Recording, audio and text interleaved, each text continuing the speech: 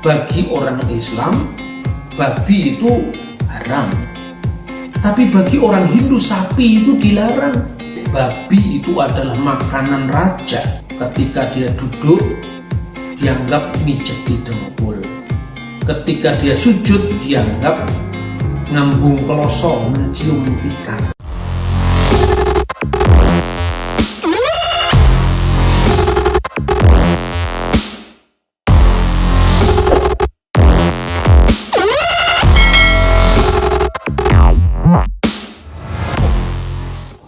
Saya sudah menyampaikan bagaimana tanggapan orang Hindu, Buddha, Majapahit terhadap kebiasaan Islam yang baru, artinya baru berdakwah di tanah Jawa, yang secara ritual dianggap aneh. Tentu itu bukan hal yang patut disayangkan. Sebab apa? Karena memang berabad-abad mereka terbiasa melantungkan puja Trisandya, tiba-tiba Al-Fatihah, ya, adzan. Tentu sesuatu yang baru itu kalau dianggap asing dan negatif, tentu itu proses yang alamiah. Dan ketika Islam datang itu ritualnya dengan menghadap ke barat, maksudnya ke Mekah, ya, dalam kiblat itu dianggap aneh. Tata ibadahnya, sholat itu, ketika dia duduk dianggap mijeti dengkul, ketika dia sujud dianggap ngambung kloso mencium tikar. Itu tanggapan orang Hindu Majapahit terhadap dakwah dari Raden Rahmat atau Sunan Ampel bersama Raden Santri dan Raden Burereh. Nah, selain itu Babat Tanah Jawi juga merekam cara makan komunitas yang baru itu yang dianggap aneh. Kalau bagi orang Majapahit babi itu adalah makanan raja, kok diharamkan? Dan ini juga terekam dalam tembang ini, dan ini merekam masa transisi antara Hindu Buddha kepada Islam. Disampaikan dalam Pupuh Dandang Kulo juga, lanjutan dari Pupuh yang kemarin saya hidungkan. Nulya ana wong enom sawiji mara ngucap maring putra Cempo, yaiku kurang pikire babi gurih datanayon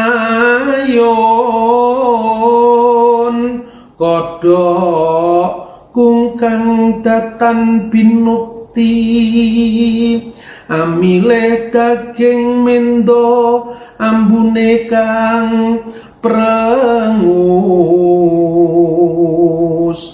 ananging sang putra Cempo datan duka maring bocah Majapahit mila cah isih nom-noman.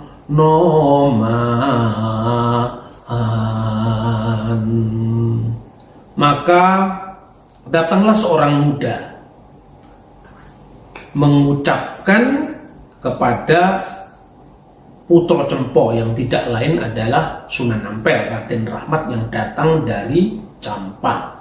Konon adalah putra dari Maulana Ibrahim As-Samarkan dari Asia Tengah, Samarkan, maka di Jawa disebut Asmoro Kondi. Bahwa Sunan Ampel itu dianggap pikirnya kurang, logikanya kurang. Kenapa? Lah babi gurih yang enak itu dia tidak mau. Juga kemudian suike, kodok kungkang, dia tidak makan. Tetapi dia lebih memilih kambing atau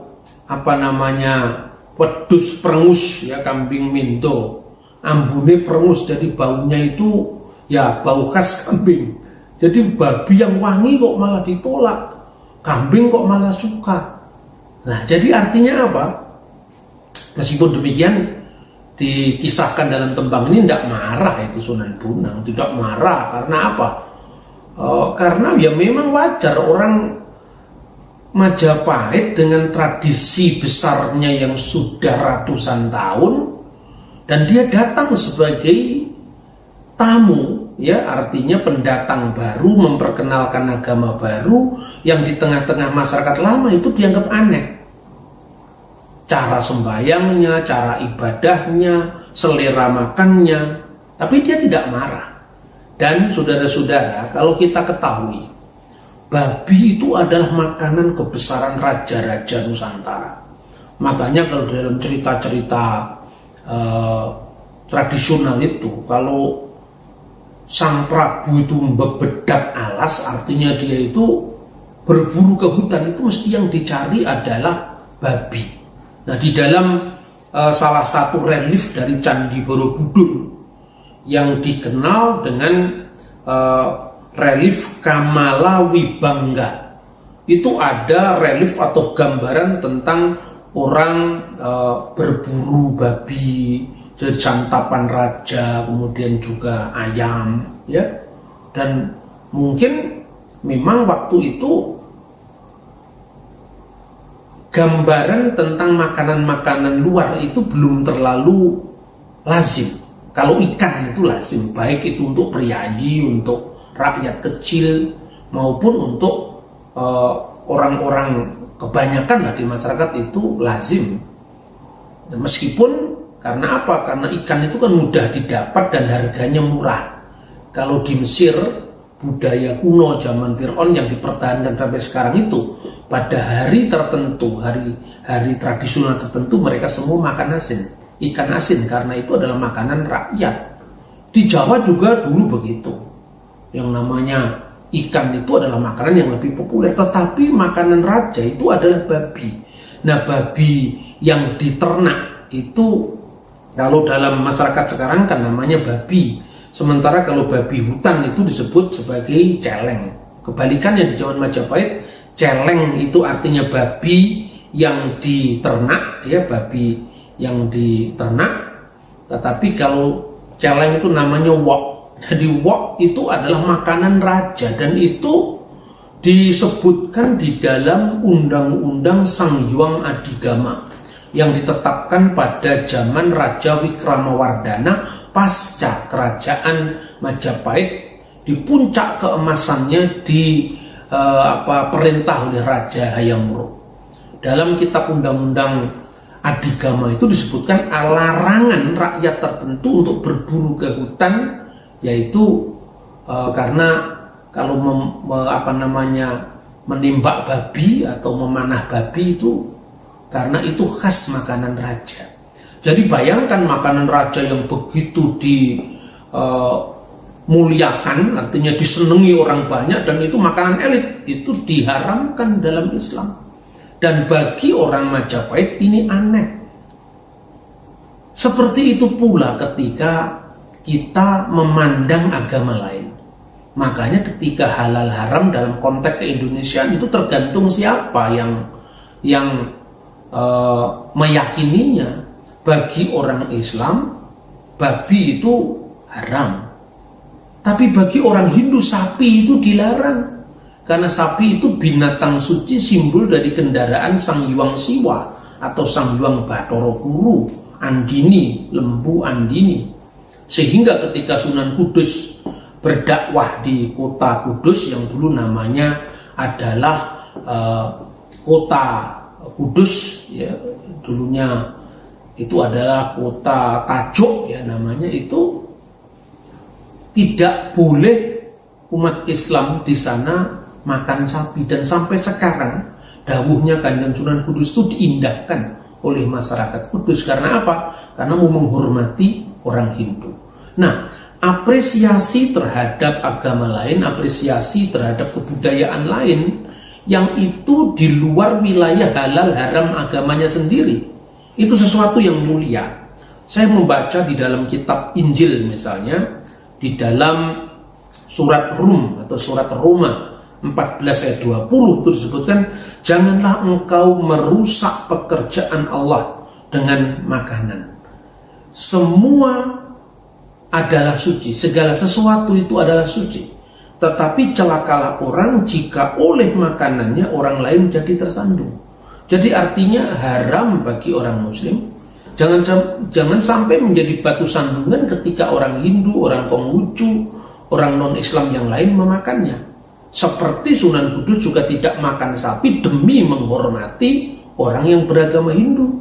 Sebab kalau orang-orang Hindu melihat bahwa orang Islam menyembelih sapi, itu jadi batu sandungan dakwah bagi Sunan Kudus. Nah begitu juga saya kira Rasul Paulus juga mengungkapkan hal yang sama.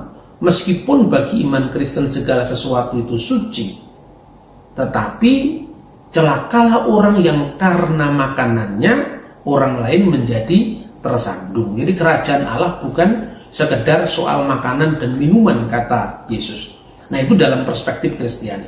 Ketika kekristenan mulai muncul di tanah Jawa, dan itu berkaitan dengan orang-orang Muslim yang menjadi Kristen, misalnya Kiai Tunggul Wulung yang dia adalah masih cicit dari Mangkunegoro pertama, yaitu Pangeran Sambernyowo, ya, nama mudanya adalah Raden Tondo Kusumo.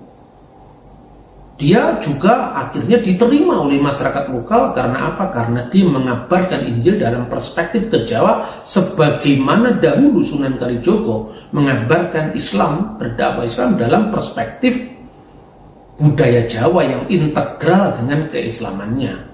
Nah, tetapi saudara-saudara, ketika Kristen muncul pertama kali itu juga menjadi pertanyaan karena ibadahnya dianggap aneh, seperti yang kemarin saya bahas, yaitu kalau menyembah arep-arepan karena pendeta dengan jemaatnya itu berhadap-hadapan. Nah, sekalipun itu tidak mewakili seluruh Kristen, karena orang-orang Kristen Ortodok, orang-orang Katolik Ritus Timur, kalau misa atau kudas menghadap ke kiblat, yaitu ke sebelah timur, simbol dari Firdaus yang hilang, dan kemudian imamnya dan umatnya bersama-sama menghadap ke kiblat tadi. Nah, tetapi menarik juga tanggapan dari Serat Bayanullah. Serat Bayanullah itu ditulis oleh Raden Panji Notowoto, hidup tahun 1820 dan meninggal tahun 1890. Lahir 1820, meninggal 1890, dan tentu dia mengalami bagaimana masuknya Kristen ke desa Ngoro di wilayah Mojokerto sekarang ini. Maka kemudian di sana ada komunitas Kristen yang dirintis oleh seorang yang bernama Konrad Loren Kolen, yang dikenal Mbah Kolen. Konon bapaknya adalah seorang Rusia dan ibunya itu masih Trah Mataram dari keturunan Pangeran Kajoran, dan Pangeran Kajoran itu adalah keturunan dari Pangeran Wot Galih. Jadi Raden Mas Kajoran keturunan dari Pangeran Wot Galih. Pangeran Wot Galih itu putra dari Panembahan Tumapel. Panembahan Tumapel itu saudaranya Sunan Gunung lain ibu, putranya Kanjeng Sunan Ngampel sendiri.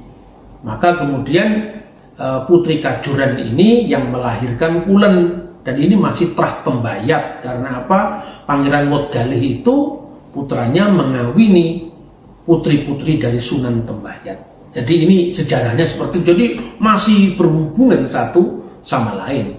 Nah, ketika kemudian Kulen itu membawa Injil ke Mojowarno, lalu dia memperkenalkan ritus Kristen yang dianggap aneh juga oleh Raden Panji Notowoto. Makanya disindir dalam Pupuh Mijil seperti ini.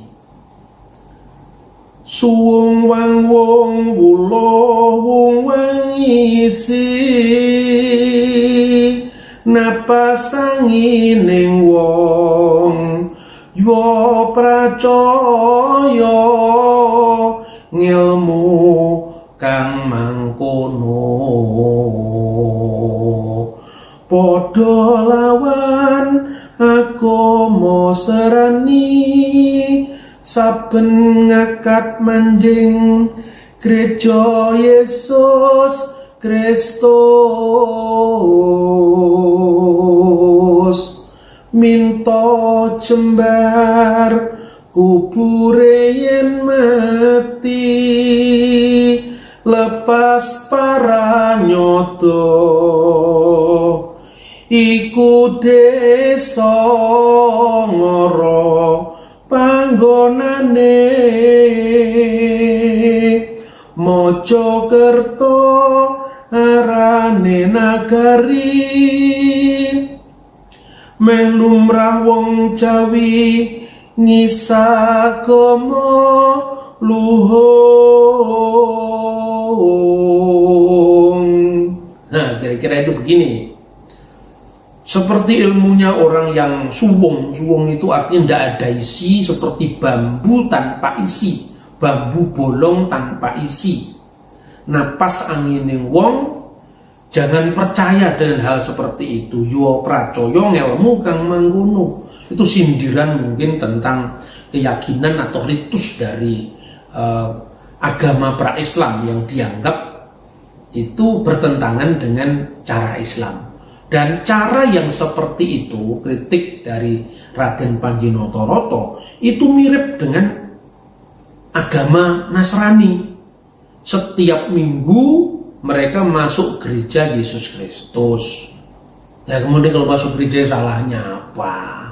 Orang Hindu juga masuk pura, orang Islam juga masuk masjid, kan begitu kan?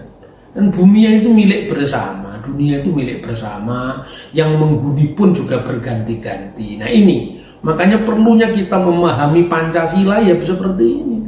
Orang baik secara ortopraksi kelakuan hidup belum tentu dia memiliki hati yang jembar bawiro tanpa winates kadya samudra, yang bisa menerima sungai dari manapun asalnya menuju kepada sumber yang satu. Kan seperti itu sebetulnya spiritualitas Nusantara itu. Tapi ini satu contoh betapa komunitas baru itu menimbulkan kekagetan-kekagetan, keterkejutan kultural yang itu ya bisa dipahami. Kemudian yang kedua dia mengatakan orang Kristen itu kalau mati minta jembar kubur. Lah apa salahnya? Setiap orang kan minta padang dalane jembar kubure. Ketika meninggal kan begitu. Lah salahnya apa? Ketika orang Hindu menyembah Tuhan dengan puja Trisandya, ketika orang Kristen menyembah Tuhan dengan caranya sendiri, salahnya apa? Lah ini kalau agama mendominasi ranah publik. Kalau ini kan hanya untuk tembang sesama Muslim kan. Tapi kalau ini tembang yang banyak terkenal di kalangan orang penghayat ajaran dari Notoratan ini yang didirikan di kota Solo Kartoningrat, ini sampai dijadikan rujukan ke ranah publik. Wirangisen wong Jawa salin agomo. Memalukan orang Jawa itu pindah agama. Lah dulu zamannya para wali apa ndak pindah agama? Kan gitu kan? Nah makanya syukurlah para bapak bangsa itu menyepakati Pancasila yang kita ugemi, kita junjung tinggi sampai hari ini. Jadi kemudian menyampaikan bahwa komunitas seperti itu yang aneh di mata Raden Panjinotoroto itu ada di Ngoro, dan itulah komunitasnya Kulen, komunitasnya Konrad Lauren Kulen, yang tidak lain adalah masih keturunan Panembahan Romo, Panembahan Kajoran yang adalah pahlawan juga melawan VOC, dan dia itu adalah masih turunan dari Kanjeng Sunan Ngampel. Itu kan silsilahnya seperti itu. Jadi artinya apa? Kita ini sebetulnya sedang bergantian menghuni bumi ini. Kita ini sedang bergantian untuk sama-sama merawat bumi Tuhan yang satu ini.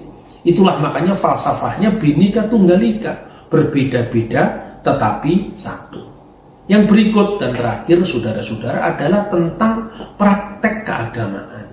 Setiap agama itu kan tentu memiliki ciri khas ritus masing-masing yang tidak bisa diukur dari agama lain. Bahkan kalau kita tidak memahami, itu dianggap aneh bagi agama tertentu. Misalnya, baru-baru ini muncul berita tentang awas, hati-hati dengan Kristen Ortodok karena mereka meniru Islam. Nah itu kan orang yang kurang membaca. Sebelum zaman Islam, orang Kristen Ortodok itu gerejanya sudah berubah. Lihatlah gereja-gereja di Mesir yang didirikan abad keempat, abad ketiga itu sudah berubah. Dan Kuba itu arsitektur Bizantium, Yunani jauh sebelum zaman Islam. Orang Kristen tapi ikut-ikut mengaji, lah itu kan aneh. Bagi kita orang Indonesia, di Mesir, di Syria, di Palestina, yang namanya Kristen Timur juga sembayangnya dengan mengaji. Dan mengaji itu bukan juga miliknya orang Kristen, itu dari komunitas sebelum Kristen, yaitu Yahudi. Kan begitu saudara-saudara. Membaca Mazmur misalnya, Mizmor li Daud, Mazmur dari Daud. Terus kemudian sama orang Kristen Timur, baik Ortodok maupun Katolik Ritus Timur, diarabkan. Min masamir liyabina Daudin nabi wa malikut tohir barakatuhu alaina amin haleluya. Oh ini meniru Islam. Lu jelas haleluya kok meniru Islam, meniru Yahudi kok meniru Islam. Lah ini loh kadang-kadang. Makanya seperti tadi orang Majapahit mengejek Sunan Ampel tadi, bahwa ibadah Islam dianggap ngambung kloso, ibadah Islam dianggap mijeti dengkul. Ya seperti itu ketika kita memandang salib seolah-olah itu jijik. Soal makanan juga begitu. Maka ketika Kulen waktu itu mengajarkan tentang dzikir ala Kristen, ya, yang kira-kira bunyinya begini: la ilaha illallah sun angandel Allah sawiji kang ngelangkungi kuasanipun la ilaha illallah Yesus Kristus ya Rohullah. Itu artinya Trinitas. Tidak ada ilah selain Allah. Mana anehnya? Karena waktu itu Kristennya dari barat dianggap aneh. Tapi kalau sekarang Anda membaca tulisan-tulisan Kristen berbahasa Arab, ini misalnya ya Bustan Al-Qiddisin, mirip Bustanul Arifin kan, tulisan Sufi itu, ini Bustanul Qiddisin, ini tulisan Kristen, diterbitkan oleh gereja Koptik di Mesir. Misalnya ini tentang sejarah gereja, ya semua gereja di negara-negara ditulis dalam bahasa Arab. Ini Tarikh Al-Masihiyah Al-Masrikiyah, yaitu Tarikh Gereja Timur atau sejarah gereja Timur, ya. Maka la ilaha illallah itu tidak asing bagi orang Kristen, karena itu sebetulnya karena Kristen dan Islam itu secara kultural itu bersaudara, keserumpunan antara bahasa Ibrani, bahasa Arab dan bahasa Aramaik. Maka ungkapan la ilaha illallah secara harafiah bisa dilacak dari targum lait elah ela allaha, diterjemahkan la ilaha illallah, diterjemahkan dalam bahasa Yunani Audeis Theos Uteros Eimeis. Lalu dalam Alkitab bahasa Arab Good News Arabic Bible diterjemahkan wa alla ilaha illallahul ahad, dan tidak ada ilah lain kecuali Allah yang esa. Itu tidak meniru Islam, karena sebelum zaman Islam sudah ada. Coba Anda googling, kalau Anda tidak bisa menemukan teksnya, ya, itu prasasti-prasasti Arab sebelum zaman Islam itu banyak yang ditemukan di gereja. Misalnya prasasti Jabat tahun 512 itu malah dimuat dalam bukunya Profesor Dr. Quraisy Shihab, Mujizat Al-Quran. Itu sebetulnya inskripsi Kristen yang dimuat juga dalam bukunya Pak Quraisy Shihab. Lalu bukunya Yasin Hamid Al-Safadi, itu jauh sebelum kelahiran Islam. Ritus Arab itu sudah dirayakan di tinda-tinda Bedouin, suku-suku Arab dekat Syria sana. Nah itu saudara-saudara. Maka dengan demikian kita bisa belajar dari sejarah, termasuk dari yang ditembangkan dalam Injil tadi. Kemudian termasuk juga soal makanan yang halal dan yang haram. Mungkin banyak teman-teman yang beragama Islam itu merasa kok jijik ya, babi kok dimakan. Nah zaman dulu kok babi harum dihindari ya, padahal pedus perengus kok malah disukai, itu kan seperti itu. Maka dari ukur dari mana? Contohlah Sunan Bonang. Bagaimana sekalipun dia sebenarnya halal untuk makan sapi, tetapi dia menghormati komunitas Hindu, dia rela tidak memakannya. Contohlah seperti surat Roma, tulisan dari Al-Hitisbulus Ar-Rasul, Rasul Paulus, bahwa segala sesuatu itu suci, tapi celakalah orang yang karena makanannya orang lain menjadi tersandung. Maka soal makanan dan minuman itu ya seringkali menjadi bahan ejekan dalam konteks kebangsaan kita. Sampai harus ada perda yang menghukum orang yang misalnya makan pada waktu Ramadan. Itu bukan Indonesia, ini bukan semangat kita. Semangat kita itu adalah merayakan keberagaman. Seorang teman bertanya kepada saya, kenapa orang Kristen itu makan babi? Padahal babi kan dilarang dalam kitab Taurat. Saya bilang, ya betul, dalam kitab Taurat babi dilarang. Dan itu jelas disebutkan dalam kitab Wayikra, ya.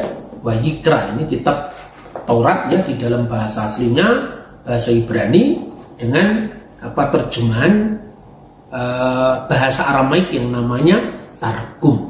Nah, di dalam buku yang disebut Wayikra, itu bagian dari kitab Taurat. Setelah Sefer Bereshit, Sefer Elishemot, kemudian ada Sefer Wayikra yang disebut dengan kitab Imamat. Kenapa disebut Wayikra? Karena diawali dari kata Wayikra al-Moshe Wayiddaber Adonai Elav, Adonai Elav, yang artinya Tuhan berbicara kepada Musa dan seterusnya, firman Tuhan dan seterusnya. Nah saudara-saudara, maka ketika kita membandingkan, ya saya jawab ya betul, dalam kitab Imamat tidak boleh. Berarti Islam lebih setia Pak dengan kitab Taurat ya. Kalau ukurannya jumlahnya yang boleh dimakan dan tidak, sama-sama tidak setianya. Lah kenapa? Coba baca dalam kitab Taurat itu yang pertama dilarang apa? Hagamal, unta. Baru yang kedua, kitab Iman pasal 11 juga yang dilarang itu hasapan, pelanduk. Kalau Jawanya itu kancil, itu dilarang, nggak boleh dimakan. Yang ketiga kelinci. Kelinci itu di dalam bahasa Arab arnabun, dalam bahasa Ibrani arnebet, arnebet, yaitu kelinci. Baru yang keempat itu Arabnya ginzir, bahasa Ibraninya khazir, itu dilarang. Ya kan? Jadi artinya kalau umat Islam tidak makan babi, tidak setia pada seluruh Taurat. Karena apa? Karena makan unta masih boleh. Bahkan dalam tradisi orang Arab tertentu, meskipun tidak semua orang Islam sepakat, ada yang bahkan menjadikan kencingnya unta itu sebagai obat. Ya berarti sama-sama tidak setia. Makanya sudahlah, stop kita bicara debat kitab suci. Kita mengukur dari perspektif kita. Mari kita contoh seperti kesabaran Sunan Ampel ketika dia diejek orang Majapahit, juga cara dakwahnya Sunan Kudus, ya, juga cara penginjilannya Kiai Tunggul Wulung yang melarang orang Kristen menghina Nabi Muhammad. Itu jelas dalam petunjuk-petunjuk evangelisasi yang dilakukan oleh Kiai Tunggul Wulung. Kiranya Kristen menjadi Kristen Nusantara, Islam menjadi Islam Nusantara, seperti dahulu agama Hindu dan Buddha telah menusantarakan agama mereka.